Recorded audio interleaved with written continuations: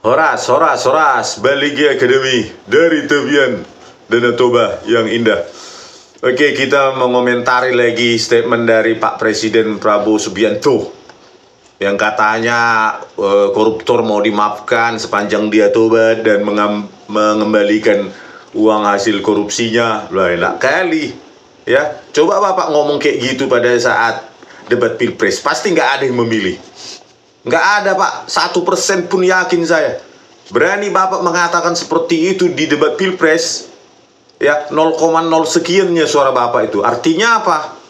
Artinya rakyat tidak setuju dengan statement koruptor harus bertobat dan mengembalikan uangnya. Padahal katanya korupsi adalah kejahatan luar biasa yang harusnya tanpa remisi, tanpa pembebasan bersyarat. Yang terjadi saat ini adalah malah mereka dapat remisi juga, dapat bebas bersyarat. Terus apa artinya? Korupsi itu adalah kejahatan luar biasa. Cuma omon-omon berarti. Apalagi ini Bapak mau minta bertobat dan dimaafkan asal mengembalikan uangnya. Oke, ya di pemerintahan Bapak ini kabinet merah putih kan ada seorang wakil menteri hukum namanya Edi Hiares, Edward Omar Syarif Hiares, mantan tersangka KPK. Bapak angkat juga jadi wakil menteri hukum dan HAM. Apa nggak ada orang yang bersih menjabat itu? Itulah rakyat kecewa kepada Anda, ya. Janganlah omon-omon, ya. Dulu pada saat debat Pilpres seperti macan Asia, sekarang jadi kucing meong. Ya, Pak.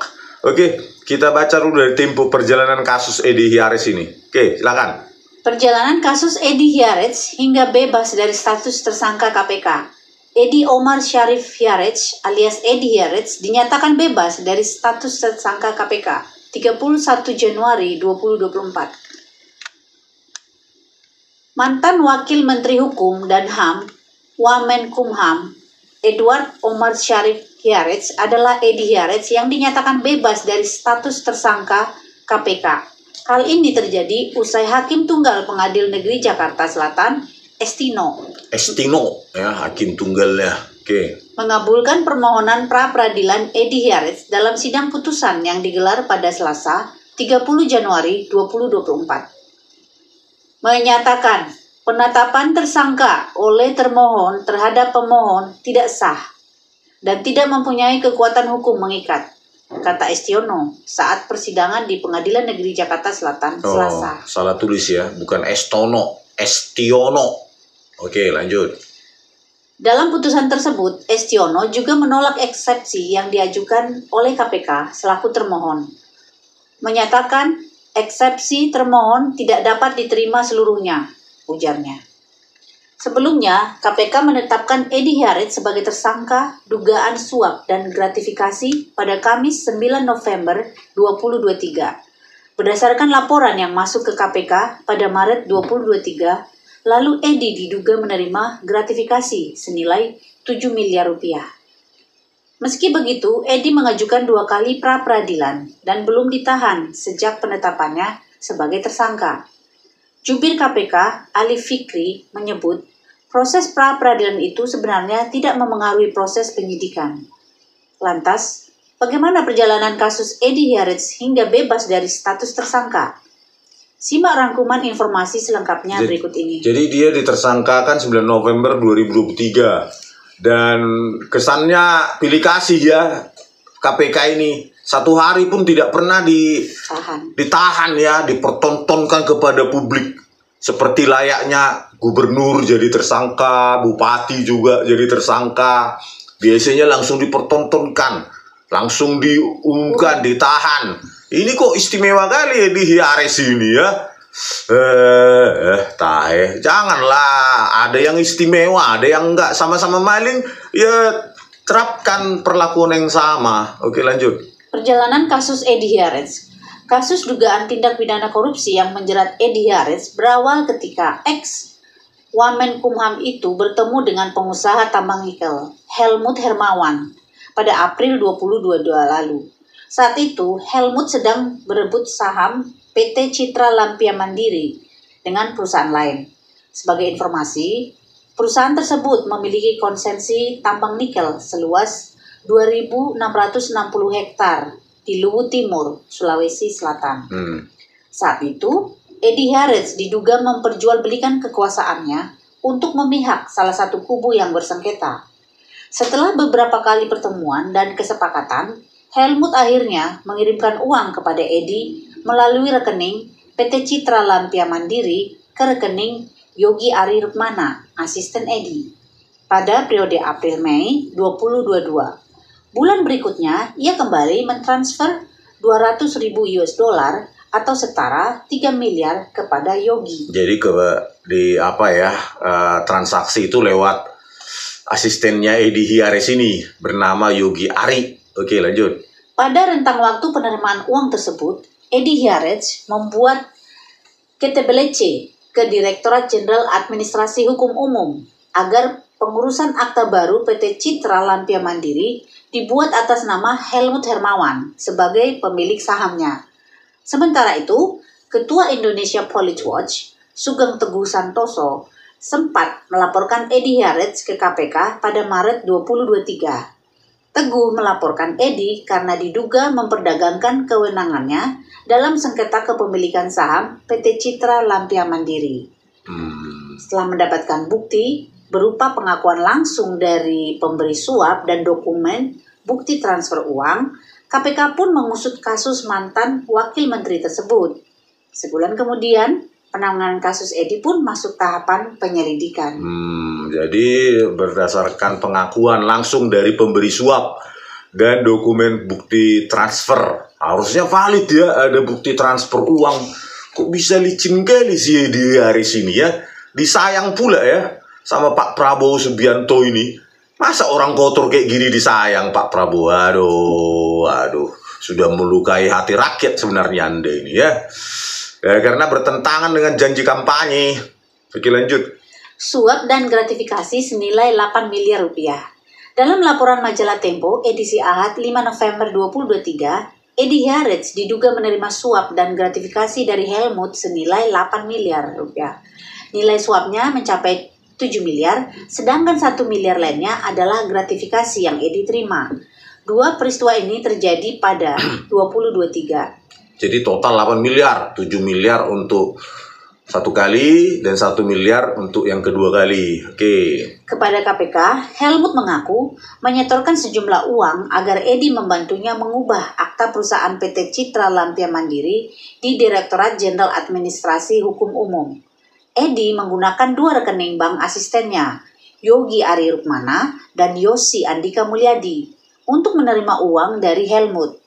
Hal inilah yang kemudian membuat KPK memakai pasal pencucian uang untuk meluaskan penyelidikan dan kasus tersebut. Oh, jadi samping korupsi sebenarnya dia kena TPPU ya, harusnya karena menggunakan rekening bank asistennya Yogi Ari Rukmana dan Yosi Andika Mulyadi. Oke, lanjut. Edi Hiares kemudian resmi ditetapkan sebagai tersangka oleh KPK pada Kamis 9 November 2023.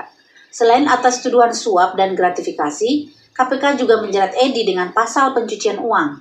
Selain itu, Edi juga ditetapkan sebagai tersangka bersama 3 orang lainnya. Penetapan tersangka Wamenkumham. Benar itu sudah kami tanda tangani sekitar 2 minggu lalu, ucap Wakil Ketua KPK Alexander Marwata dalam konferensi pers di Gedung Merah Putih KPK, Kamis 9 November 2023. Usai ditetapkan sebagai tersangka dalam dugaan kasus rasuah, ex-Wamenkumham itu pun mengajukan pra-peradilan ke Pengadilan Negeri Jakarta Selatan atas penetapan tersangka dirinya oleh KPK. Pejabat Humas PN Jaksel Juyamto membenarkan adanya permohonan pra-peradilan dari Edi Hiares dan 2 orang lainnya. Jadi langsung ya, harusnya kan ya tadi itu ya, Wakil Ketua KPK Alexander Marwata sudah mengumumkan tersangka, bahkan katanya sudah kami tanda tangani 2 minggu lalu. Kenapa nggak langsung ditangkap seperti para tersangka lainnya? Kok apa ya, perlakuan berbeda ya? Bingung saya lihat KPK ini. Harusnya kan tangkap ya, biar dia mendekam di penjara gitu loh. Aduh. Oke, lanjut. Benar, memang ada permohonan pra-peradilan yang diajukan oleh 3 orang, Edward Omar Syarif Hiares, Yogi Ari Rukmana, dan Yosi Andika Mulyadi. kata dia saat dikonfirmasi Tempo, Senin, 4 Desember 2023. Pada kesempatan berbeda, Edi Hiaric diketahui menyerahkan surat pengunduran diri ke Istana Negara. Dia mundur dari jabatannya sebagai Wakil Menteri Hukum dan HAM, usai terseret dalam dugaan kasus korupsi. Setelah mengajukan permohonan pra-peradilan ke PN Jakarta Selatan, sidang pra-peradilan Edi pun digelar selama sepekan sejak Senin 22 Januari 2024. Hasilnya, Hakim Tunggal Estino menyatakan bahwa penetapan Edi Hiaric sebagai tersangka oleh KPK tidak sah. Jadi padahal ada bukti transfer duit 7 miliar dan 1 miliar. Ya, lewat rekeningnya, memang sih bukan ke rekeningnya Edi Hiaric ya, licin dia ke Yogi Ari Rukmana dan Yosi Andika Mulyadi sebagai asistennya dia. Ya iyalah, tentulah lewat perantara. Kok bisa ini Hakim Tunggal Estino atau Estiono ya salah tulis, itu bisa tidak sah padahal ada bukti transfer. Terus mengabaikan bukti transfer itu. Ya pakai Estiono. Oke, lanjut berita berikutnya. Prabowo pilih Wakil Menteri Hukum Edi Hiaric pernah jadi tersangka KPK, lalu maju pra-peradilan dan dibebaskan. Apa kasusnya? Oke, itu. Presiden Prabowo Subianto telah mengumumkan susunan kabinet yang dikenal sebagai Kabinet Merah Putih. Edward Omar Syarif Hiaric atau Edi Hiaric ditunjuk sebagai Wakil Menteri Hukum. Sebelumnya, Edi Hiaric menjabat sebagai Wakil Menteri Hukum dan HAM di bawah kepemimpinan Presiden Joko Widodo. Tetapi, ia dicopot dari jabatannya setelah ditetapkan sebagai tersangka oleh KPK pada 24 November 2023 terkait tuduhan suap dan gratifikasi. Nah, saya takutnya ini sebagai ajang terima kasih ya, balas-balasan gitu. Ya, karena Edi Hiaric ini terserah dia menerima suap 8 miliar, tapi kan dia membantu pada saat sidang sengketa Pilpres di MK ya. Dia ahlinya. Jadi bagaimana ini Pak Prabowo kalau cuma balas-balasan gitu ya? Orang akan berlomba-lomba lah jadi ahli nanti di Pilpres. Sidang sengketa Pilpres terus nanti pakai jadi menteri. Mencuri dulu. Terus ini nggak diusut ini Pak Prabowo, apa mau dimaafkan? Disuruh dia balikkan 8 miliar itu. Dimaafkan. Padahal dia sudah menyalahgunakan kewenangannya kan? Gitu loh. Aduh, sebagai Menteri Hukum dan HAM dulu, Wakil Menteri. Oke, lanjut. Pada 4 Desember 2023, Edi mengajukan gugatan pra-peradilan di Pengadilan Negeri Jakarta Selatan untuk menantang status tersangkanya. Meskipun sempat mencabut gugatan tersebut, ia mengajukannya kembali pada 3 Januari 2024. Hakim Tunggal pra-peradilan kemudian menerima gugatan tersebut, sehingga Edi dibebaskan dari status tersangkanya. Profil Edi Hiaric. Edward Omar Syarif Hiaric yang biasa dipanggil Edi lahir pada 10 April 73. Ia adalah seorang akademisi dan profesor hukum bidang pidana di Fakultas Hukum UGM.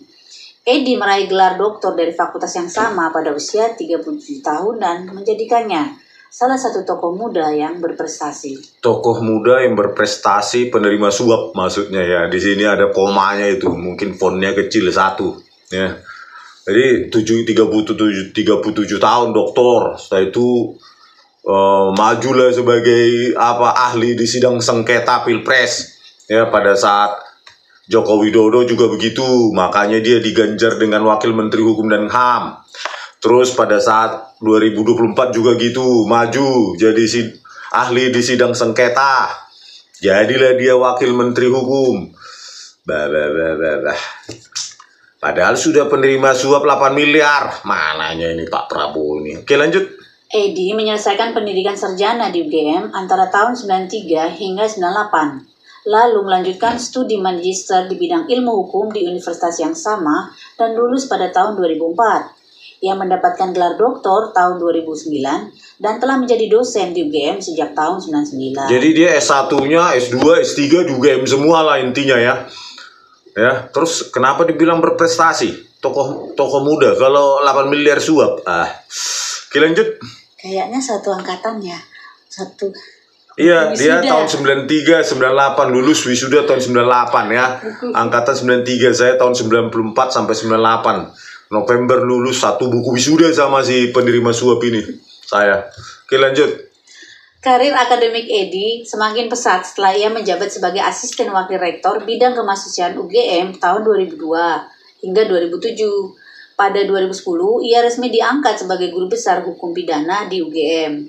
Selain aktif di dunia akademik, Edi Hiaret juga sering diundang sebagai ahli dalam berbagai persidangan. Salah satu contohnya adalah ketika ia memberikan keterangan ahli untuk mantan Gubernur DKI Jakarta, Basuki Cahayapurnama. Oh, dia ahli pada persidangan Ahok. Ya, dalam kasus penistaan agama. Pada kasus Jessica Kumala Wongso, ini orang juga ahli. Di podcast juga mengatakan, CCTV tidak mungkin direkayasa.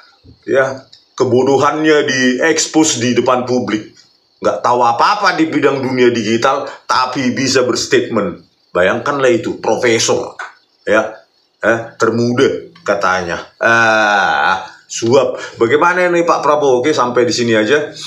Jadi bagaimana ini Pak Prabowo? Ya, Dito Aryo Tejo itu 27 miliar dibalikkan, Anda jadikan Menpora. Yang ini juga suap 8 miliar. Pernah tersangka KPK batal, tapi katanya sprindiknya sudah ada di atas meja Direktur Penindakan KPK. Sampai sekarang nggak ditindaklanjuti. Anda angkat juga jadi Wakil Menteri Hukum. Apa kabinet Anda ini bisa memperlancar tugas Anda untuk bidang-bidang penegakan hukum dan pemberantasan korupsi? Ya wajarlah rakyat semacam saya, rakyat jelata, mengatakan pesimis lah. Kalau dibilang nilai 0 sampai 10 ya 1. Kenapa? Anda memakai orang-orang kayak gitu. Bagaimana kita membersihkan pakai sapu kotor? Bersihkan dululah sapunya, barulah membersihkan lantai atau halaman rumah. Mananya ini? Janganlah cuma omon-omon. Ya, dengarkanlah kritikan rakyat, Pak. Malu kita sama negara-negara maju. Negara-negara dengan peradaban hukumnya yang sangat tinggi. Moralitasnya sangat tinggi. Seperti Jepang, Korea Selatan. Ya, ini nggak tahu malu kan, sudah nerima suap 8 miliar diangkat lagi, mau juga dia. Mentalitas apalah kayak gini manusia. Ya, bayangkanlah itu amplop atau berkas sprindiknya Edi Hiaret ini ada di mejanya Direktur Penindakan KPK. Berarti kan anytime ini orang bisa kan ditunda dulu. Oh, nanti kalau dia lagi apa, ya udah kita keluarkan ini sprindik. Kok gitu main-main KPK ini ya? Ini apanya ini KPK ini? Komisi apanya ini? Komisi Pemberantasan Korupsi atau Komisi Penundaan Korupsi? Hancur kali Indonesia ini Pak Prabowo. Kami berharap ada presiden baru yang benar-benar keras, tegas terhadap para koruptor ini. Ternyata malah mau dimaafkan. Malah disuruh bertobat, mengembalikan uang korupsinya. Salah pilihlah kami. Ya pasti jutaan orang merasa kecewa.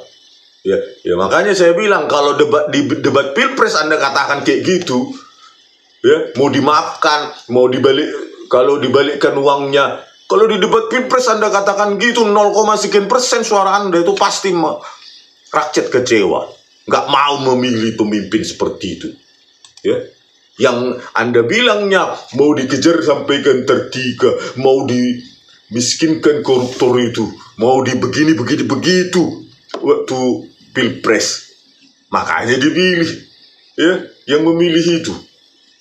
Oke, pemirsa, sampai sekian dulu ya di video kami hari ini. Sampai jumpa di video kami selanjutnya. Horas.